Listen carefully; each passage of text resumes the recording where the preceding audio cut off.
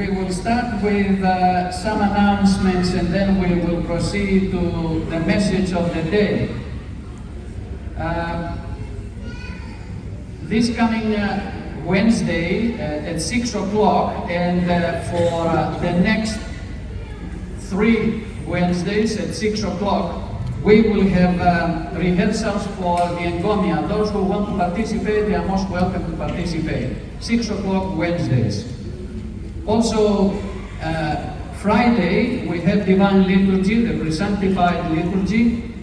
And on the 21st of April, Sunday, it's the name day of the church. It's St. Savvas Day. Today we commemorate his repose in the Lord, and on the 21st we commemorate the translation of his holy relics that exist, his whole body exists in Kalymnou today. And when we go there, we venerate our saint. On the 25th of May, 3 Sundays after our Easter, we will have our family function at the Cypriot Hall. Those who want to have their seats booked, please see the members of the committee in Sevasti or Despina, so that you book your tickets.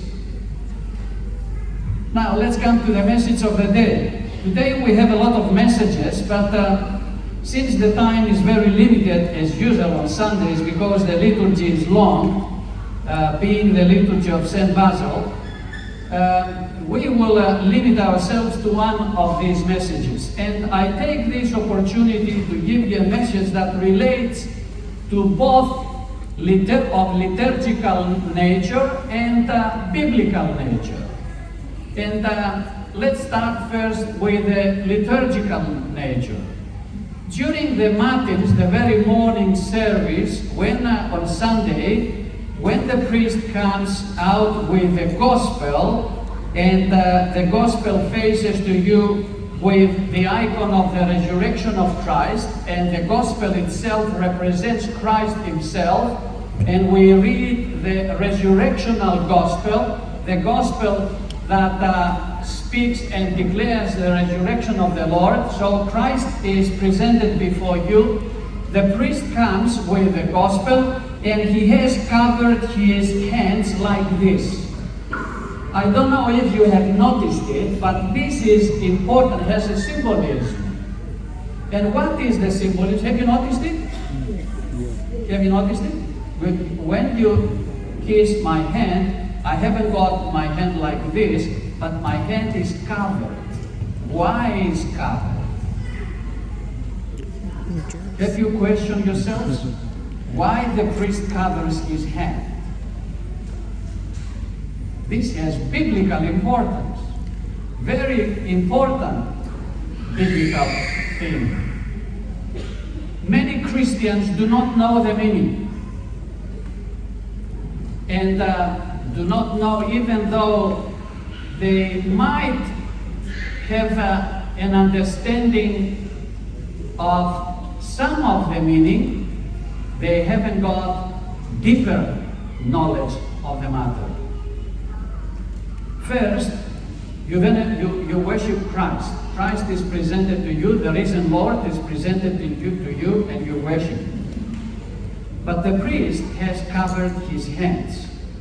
In the Gospel of John, on the 20th chapter, when Mary Magdalene and the other women went to the tomb to anoint the body of Jesus with myrrh, as it was customary for the Jewish people to do to their dead, 3 days after the burial, Jesus appears to her, and Mary, when he calls Mary with her name, Mary recognizes him, and she moves towards him to embrace him.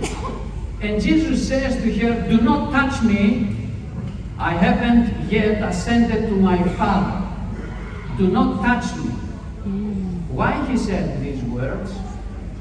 You read it in the Gospel, you hear it very often in the church, Have you asked yourselves why Jesus said to Mary, "Do not touch me, I haven't yet ascended to my Father"?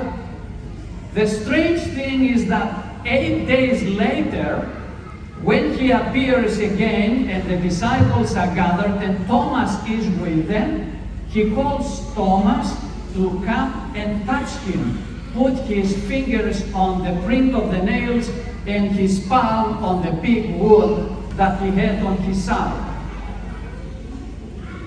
Does Jesus discriminate Mary and Thomas? He says to Mary, "Do not touch me."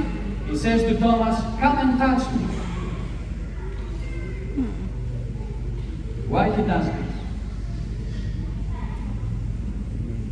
You gotta tell us. Why he does this? He doesn't discriminate. If we have knowledge of the Old Testament, and more precisely how the priests were ordained in the Old Testament, and how long it took for a priest to be ordained or an archpriest, then the answer would be obvious. If we don't know and we don't go back to the Old Testament, we wouldn't be able to know. We wouldn't be able to answer this question. We might give some other answers that are irrelevant to the biblical content, but the exact and the precise answer to that question would not be given. Now, when a priest was ordained in the Old Testament, the duration of his ordainment lasted 7 days. High priest, the archpriest, and the priest. And in these 7 days, the priest or the archpriest had to be ritually pure. That is, he would not touch or be touched by something that would make him ritually unclean, so that he would not be able to go into the Holy of Holies on the Day of the Atonement and offer the sacrifice for the sins of the people. The priest or the archpriest had to be absolutely ritually clean. That's why Jesus Christ, after his resurrection, proceeds into his archpriesthood. He becomes the archpriest, so that in the day, and the archpriesthood, the ordainment lasts 7 days. Nobody has to touch him, especially Mary Magdalene, who went into the tomb, and those who went into the tomb were in a tomb or touched a dead body were considered ritually unclean and had to go through the process of ritual cleanses. So Jesus says to Mary, "Do not touch me, because I have not yet ascended to my Father."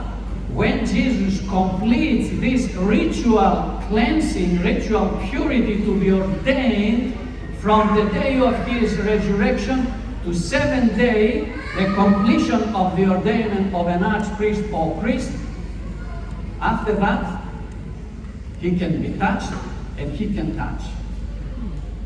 The ordainment has been completed, and then he ascends into his Father in the day of his ascension, and is the mediator between his Father and us all. Jesus is the mediator between God the Father and us. That's why Apostle Paul, what did he say in the apostolic reading today? Did we pay attention?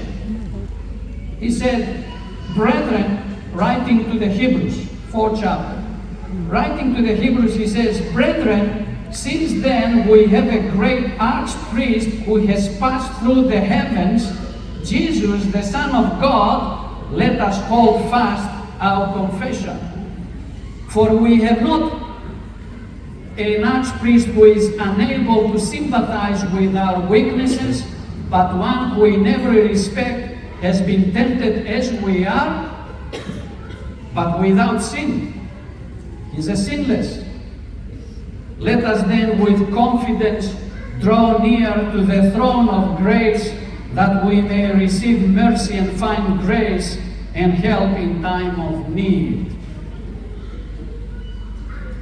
Because Jesus is our mediator between us and the Father, we can go to the throne of God. We have boldness through Jesus to approach the throne of God to receive grace and mercy. So grace and mercy comes through Jesus Christ, the Son of God. Jesus Christ, as an archpriest according to the order of Melchizedek, he is not like the other Jewish archpriests who were sinful. The Jewish archpriests, when they offered the sacrifices for the people, that sacrifice was also for their own sins. But Jesus, being according to the order of Melchizedek, an archpriest and a mediator between God, the absolute mediator between God the Father and us, he is sinless, and he offers sacrifice, he offers his prayers and petitions for us and mediates for us to the Father. So we approach the throne of the grace of God with boldness because of Jesus Christ, not because of any other man. Only Jesus Christ is the absolute mediator between us, humans, and God the Father.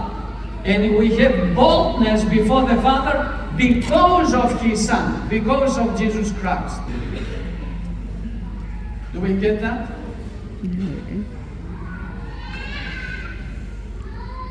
You know, this question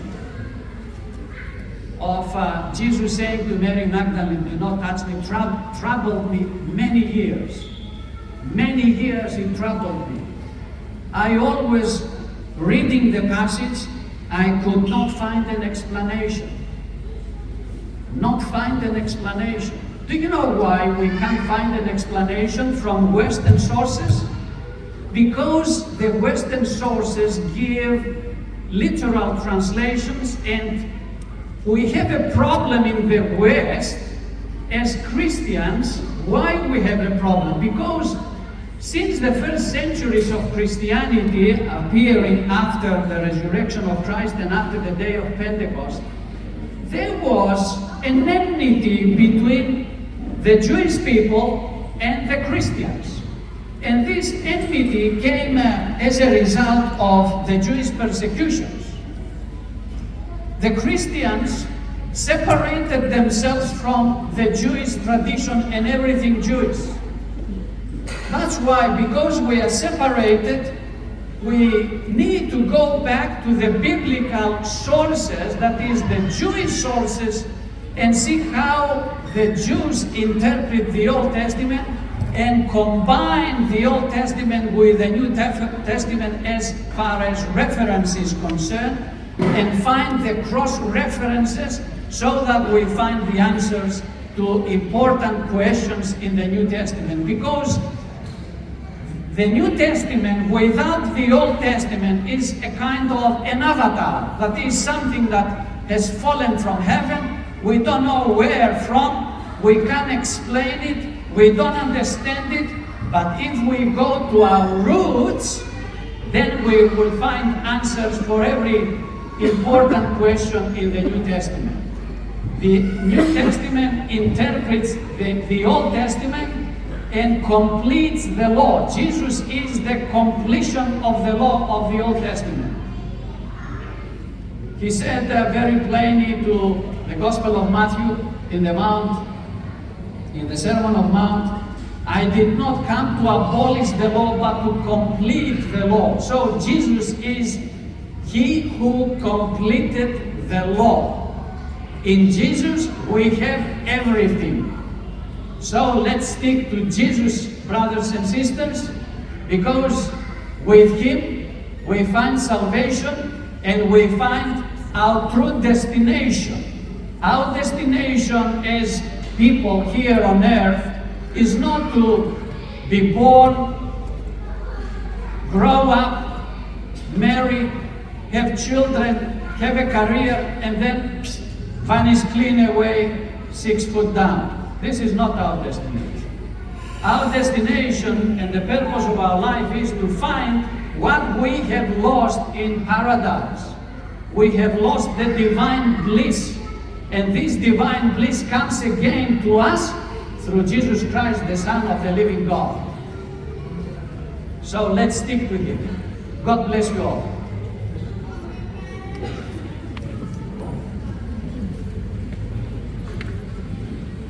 May I acknowledge today the presence of our beloved Marie Boothby, who represents our area in the political arena. Marie, welcome and thank you for your visit. Please join us for coffee and tea on the side.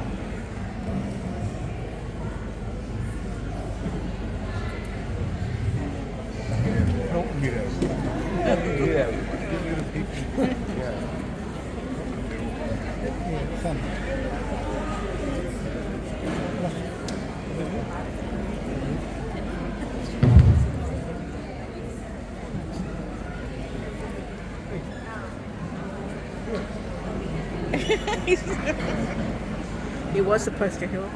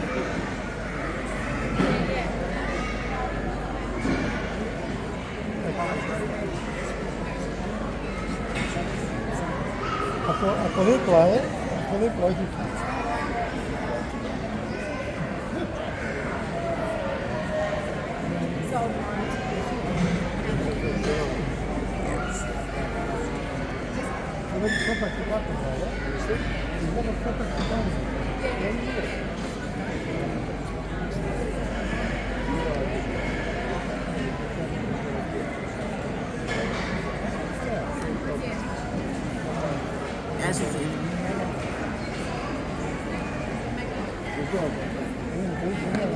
this is better. This is strong.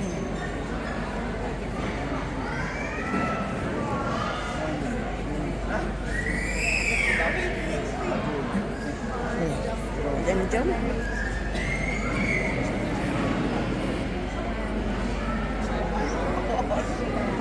You done your job?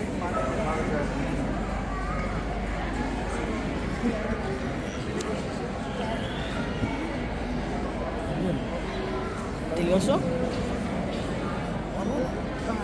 Finishing.